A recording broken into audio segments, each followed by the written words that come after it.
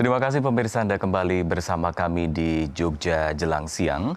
Sesaat lagi kita akan membahas mengenai bagaimana pertumbuhan ekonomi inklusif bersama dengan Wakil Ketua Bidang 1 ISEI Daerah Istimewa Yogyakarta dalam segmen berikut ini.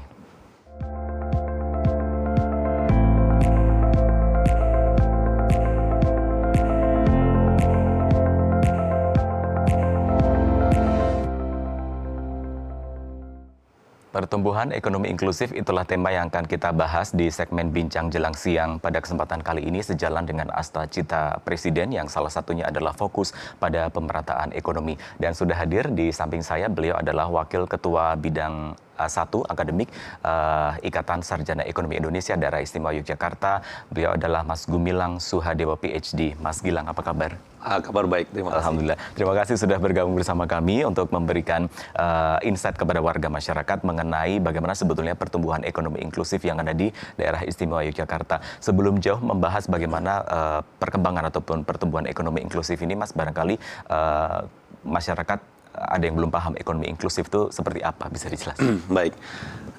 Pertama nih mohon maaf suaranya sedikit menantang, tapi harapannya bisa memberikan insight yang bagus ya dalam diskusi pagi ini. Baik. Yang pertama, kalau kita berbicara tentang pertumbuhan ekonomi, itu kita bisa ibaratkan bahwa Indonesia ini punya sebuah kue yang besar. Dan pertumbuhan ekonomi itu berarti bahwa kuenya itu kemudian semakin lama semakin besar. Okay. Nah, kue tersebut itu pertanyaannya siapa yang kemudian akan menikmati?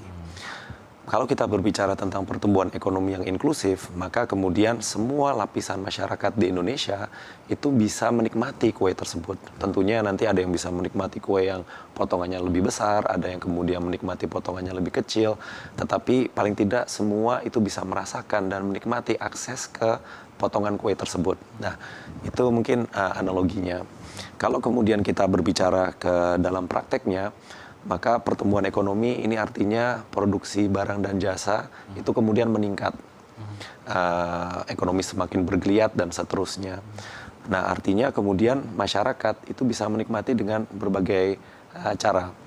Yang pertama, apakah mereka bisa mendapatkan akses ke pendidikan? Okay. Apakah mereka bisa mendapatkan akses ke layanan kesehatan? Apakah mereka bisa menikmati infrastruktur yang baik? Dan kemudian yang terakhir, apakah mereka bisa memperoleh pekerjaan dan juga akhirnya penghidupan? Nah, ini kemudian makna dari pertumbuhan ekonomi itu sendiri. Kalau kemudian kita berbicara tentang pertumbuhan ekonomi yang inklusif, itu artinya tidak ada masyarakat yang terhambat untuk menikmati kue-kue dari pembangunan itu sendiri.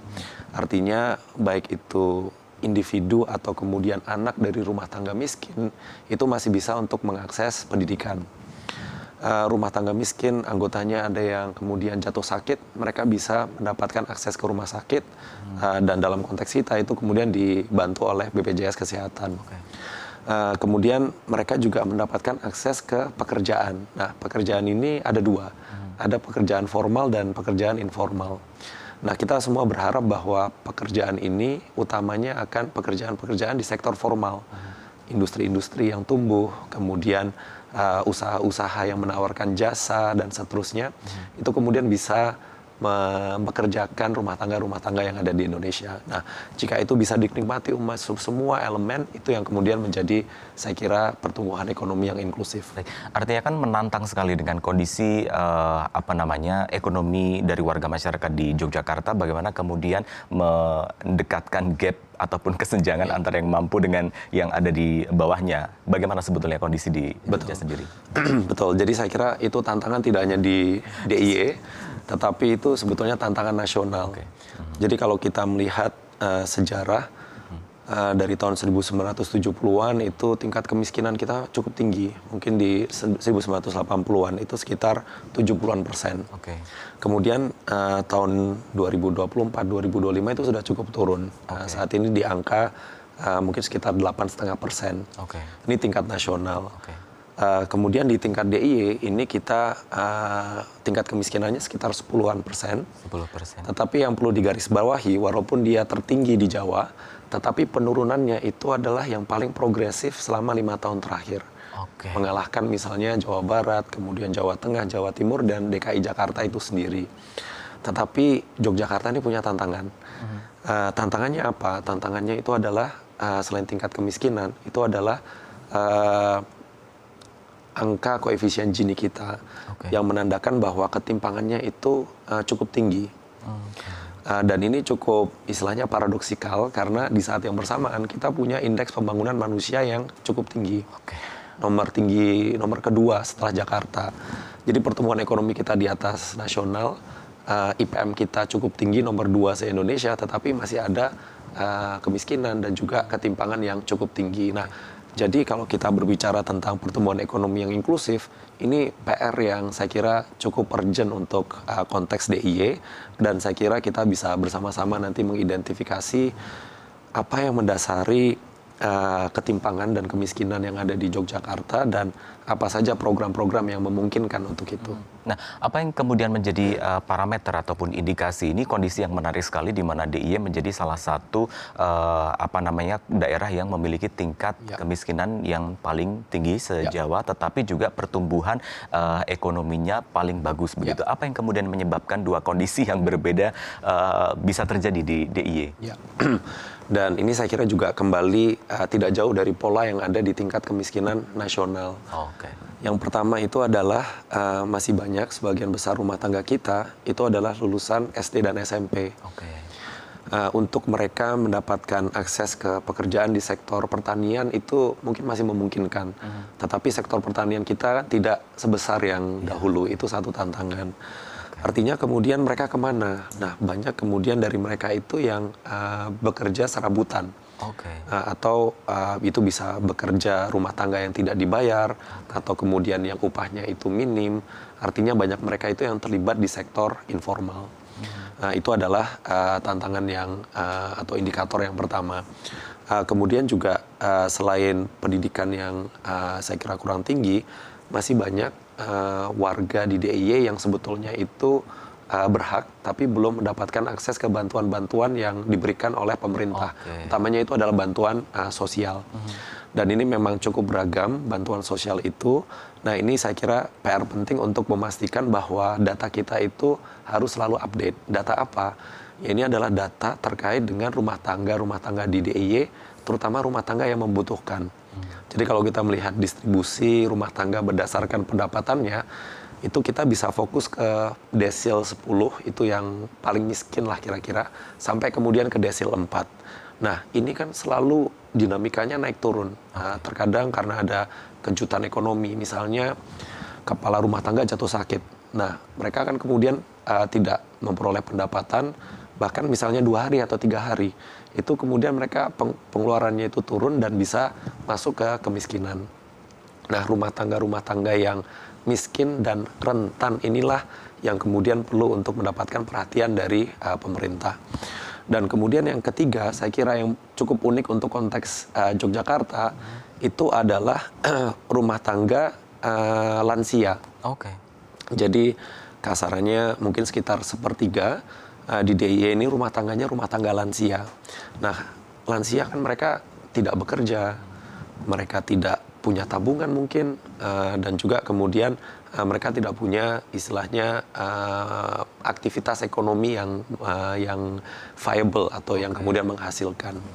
Artinya konsumsi mereka cukup minim, dan ini kemudian menjadi PR.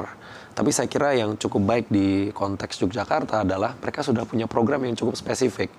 Jadi programnya itu adalah jaminan sosial lanjut usia, di mana mereka kemudian mendapatkan bantuan dari pemerintah dan dibantu oleh kalau tidak salah Bank BPD DIY. Nah, ini kan juga sinergi yang saya kira cukup bagus untuk konteks Yogyakarta. Baik, ini menarik sekali dengan kondisi ekonomi daerah istimewa Yogyakarta yang beragam, tapi nanti kita akan lanjutkan lagi obrolan menarik ini usai jeda pariwara berikut. Tetaplah bersama kami di Jogja Jelang Siang.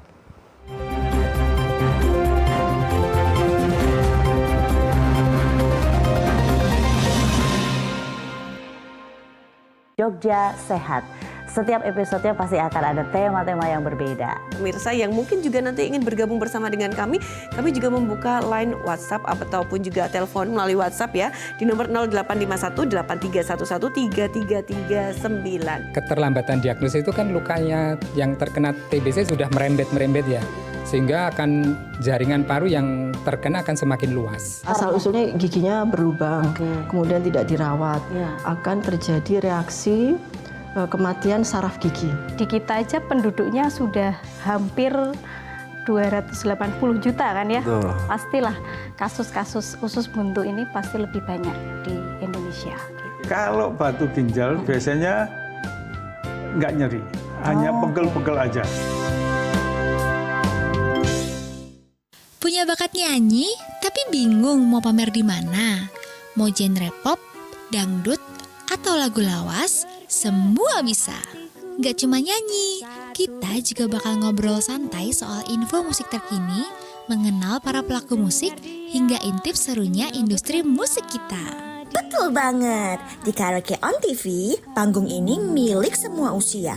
Dari adik-adik lucu, kakak-kakak culture, sampai opa-oma yang hobi bernostalgia. Buat kamu yang mau kirim salam atau mau ikutan seru-seruan bareng kita, langsung aja catat nomor interaktif kami di 0851 8311 3339. Pastikan kamu nonton ya. Hanya di saluran istimewa TVRI Yogyakarta.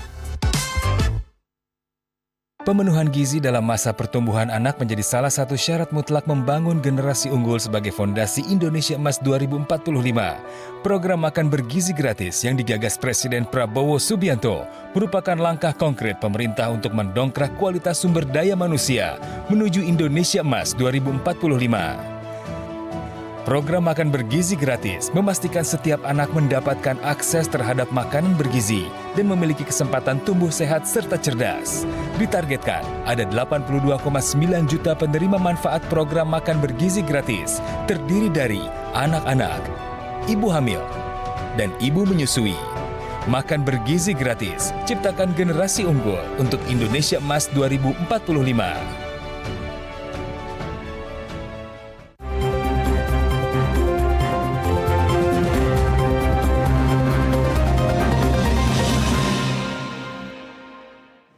Terima kasih pemirsa Anda kembali bersama kami dan kita masih ada di segmen Bincang Jelang Siang. Kita masih membahas mengenai pertumbuhan ekonomi inklusif yang ada di daerah istimewa Yogyakarta.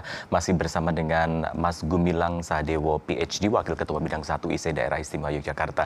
Mas, sebelum commercial break tadi sudah dijabarkan banyak hal. Yang menarik adalah bagaimana kemudian atau program apa yang telah dilakukan sehingga pertumbuhan ekonomi di daerah istimewa Yogyakarta ini relatif paling bagus di antara daerah lain di Jawa. Baik, saya kira yang perlu kita perhatikan itu adalah pertumbuhan dari sektor-sektor yang ada di DIY. Itu mulai dari sektor pertanian, kemudian sektor manufaktur, dan kemudian yang ketiga sektor jasa. Nah, saya kira Yogyakarta dengan label daerah wisata ini kemudian sektor jasanya ini saya kira salah satu yang cukup bergeliat lah. Tetapi kita juga harus mulai bisa mungkin berpikir atau kemudian menciptakan diskursus bagaimana kita bisa mendorong industri, terutama industri manufaktur di Jogja itu untuk tumbuh lebih pesat. Nah ini menjadi saya kira PR bersama. Kenapa? Karena industri manufaktur, terutama yang industri manufaktur padat karya, itu berpotensi untuk menyerap tenaga kerja. Nah ini juga menjadi catatan karena Yogyakarta itu tingkat penganggurannya mungkin tidak terlalu tinggi secara umum. Tapi kalau kemudian kita spesifik ke lulusan SMK dan lulusan perguruan tinggi, itu ternyata cukup tinggi. Nah, artinya apa? Artinya ada talenta yang sudah selesai sekolah, tetapi belum bisa bekerja dengan berbagai macam alasan. Nah, kalau kemudian kita bisa menciptakan industri-industri yang kemudian manufaktur, ini saya kira menjadi satu kesempatan untuk meningkatkan penyerapan tenaga kerja, terutama tenaga kerja remaja. Mereka yang sudah lulus pendidikan SMA, SMK, dan juga lulusan pendidikan tinggi. Nah, dengan pembangunan infrastruktur yang ada di DIY dan kemudian sekitarnya, ini meningkatkan mobilitas. Ini kemudian menurunkan biaya logistik. Nah, ini saya kira adalah peluang yang cukup besar. Pertanyaannya itu adalah, apakah kita punya SMA, kita punya SMK atau perguruan tinggi yang siap untuk menopang kehadiran industri-industri manufaktur itu sendiri. Karena kita berbicara teknologi. kita berbicara talenta, yaitu adalah individunya itu sendiri.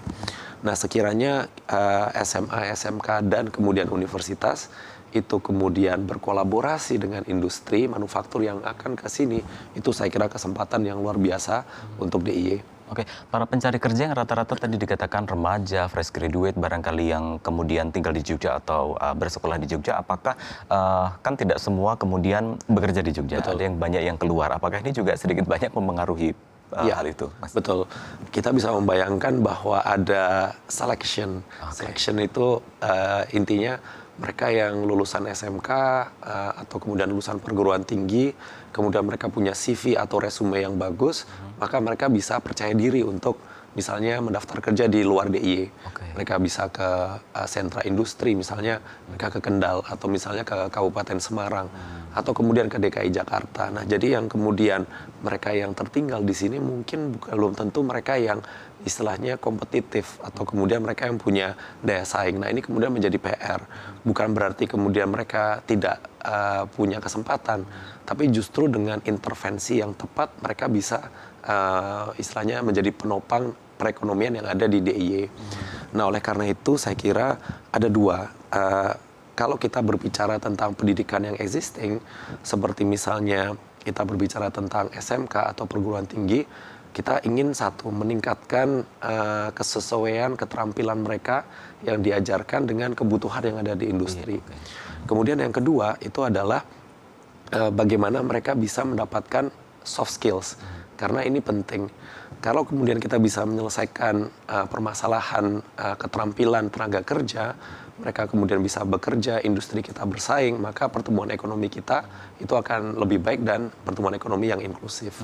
Itu juga menjadi catatan. Baik, apakah kemudian UMR yang ada di daerah istimewa Yogyakarta barangkali yang tergolong rendah dibandingkan daerah lain itu juga mempengaruhi ketidaktertarikan, keengganan para remaja atau calon pencari kerja di Yogyakarta kemudian memilih di luar? Bagaimana kemudian korelasinya? Betul, jadi ada dua sebetulnya. Di satu sisi ini sebetulnya adalah kesempatan bagi misalnya nih investor yang mereka tertarik untuk membangun industri manufaktur atau kemudian mereka yang tertarik untuk mengembangkan jasa itu untuk menengok Yogyakarta. Kenapa? Karena UMR itu kan juga berkorelasi dengan biaya hidup.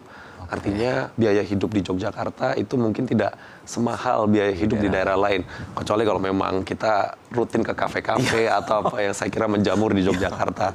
Nah, itu satu sisi. Jadi artinya ini kesempatan bahwa ada tenaga kerja terampil. Kita bayangkan dunia pendidikan di Yogyakarta tadi IPM-nya, indeks pembangunan manusianya nomor 2 nih se-Indonesia. Artinya talenta-talenta yang ada di DIY ini saya kira talenta yang luar biasa. Jadi itu kesempatan justru untuk industri. Tapi kemudian di sisi lain, kita perlu memperhatikan apakah memang betul-betul UMR yang ada ini sudah cukup untuk hidup sejahtera. Nah, hidup cukup dan kemudian hidup sejahtera itu kan dua hal yang berbeda.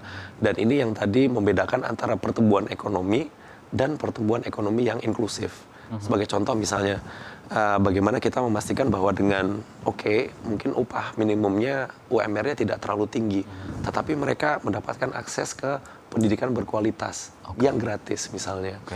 Kemudian mereka mendapatkan akses ke layanan kesehatan yang prima, misalnya dengan bantuan BPJS. Atau kemudian inovasi-inovasi di daerah, di mana mereka mendapatkan akses ke pelatihan. Nah, ini akses pelatihan ini sebetulnya PR bagi semua daerah dan nasional di Indonesia. Kalau kita bisa meningkatkan akses ke pelatihan-pelatihan keterampilan, saya kira kita punya masa depan yang baik. Baik, Mas Gilang, ini kan satu pemandangan di daerah istimewa Yogyakarta yang sudah barangkali pemirsa bisa melihat adanya pembangunan infrastruktur jalan tol. Ini sudah bahkan prosesnya sudah semakin dikebut begitu. Bagaimana kondisi pembangunan infrastruktur utamanya jalan tol untuk pertumbuhan ekonomi sendiri? Saya kira sangat menjanjikan. Yang pertama, pertumbuhan infrastruktur jalan tol ini kan berpotensi untuk memangkas biaya logistik. Jadi kita bisa kemudian beranalogi sebelum adanya jalan tol, maka untuk kita dari Jogja ke Solo aja mungkin sudah butuh 2 jam sekarang. Lampu merahnya ada mungkin lebih dari 30 misalnya. Sekarang kemudian kita bayangkan dengan jalan tol, maka kemudian waktu tempuhnya itu mungkin berapa? 45 menit, kemudian 50 menit. Nah, itu akan memangkas logistik yang cukup banyak dari sisi waktu. pengiriman yang mungkin sehari itu 2 kali, 3 kali, besok mungkin bisa 5-6 kali. Travel yang mungkin sehari 6 kali, besok bisa 12 kali misalnya. Nah ini adalah peningkatan logistik dan biaya logistik itu sendiri. Saya kira dengan biaya logistik yang turun, itu menjadi salah satu daya tarik untuk industri manufaktur itu masuk, industri jasa juga masuk. Lalu Mas Gilang, isu apa sebetulnya yang paling menghambat inklusivitas ekonomi di Indonesia, khususnya ini kemiskinan, pengangguran muda dan menyusutnya kelas menengah? Ya, kalau boleh saya akan tadi kemiskinan sudah, terus kemudian pengangguran dan pengangguran remaja sudah. Saya kira satu PR kita bersama itu adalah menyusutnya kelas menengah. Jadi Indonesia itu antara tahun 2019 dan tahun 2025 itu kelas menengah kita menyusutnya 9,5 juta. Nah, dampak COVID tentunya, kemudian ada yang namanya itu efek scarring, itu artinya mereka punya keterampilan dulu. Setelah 2 tahun, 3 tahun tidak bekerja, keterampilan itu tidak lagi relevan. Digantikan oleh mereka yang baru saja lulus. Nah, itu juga menjadi satu catatan.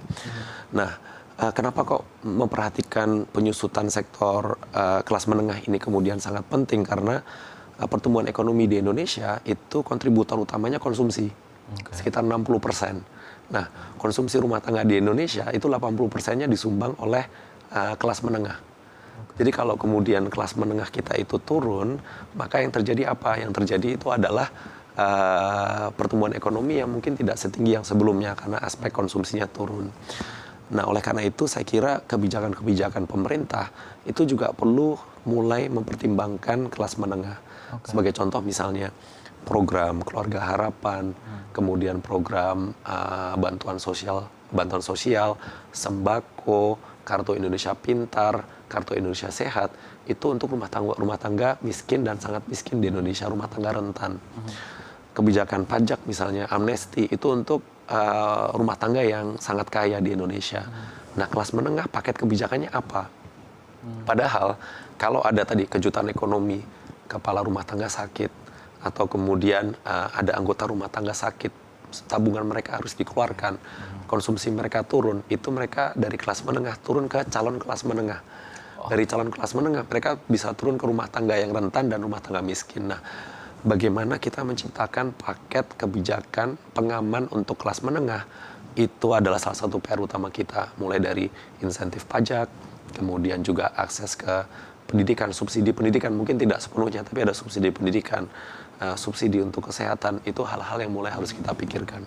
Sejauh mana Mas Gilang mengamati kondisi masing-masing rumah tangga jika tadi yang paling rentan adalah kelas menengah begitu ya. Bagaimana kemudian Mas Gilang menangkap beberapa rumah tangga kelas menengah ini menangkap banyak peluang di sekitarnya untuk meningkatkan ekonomi mereka atau meningkatkan katakanlah sumber pendapatan rumah tangga dengan bidang apapun. Betul.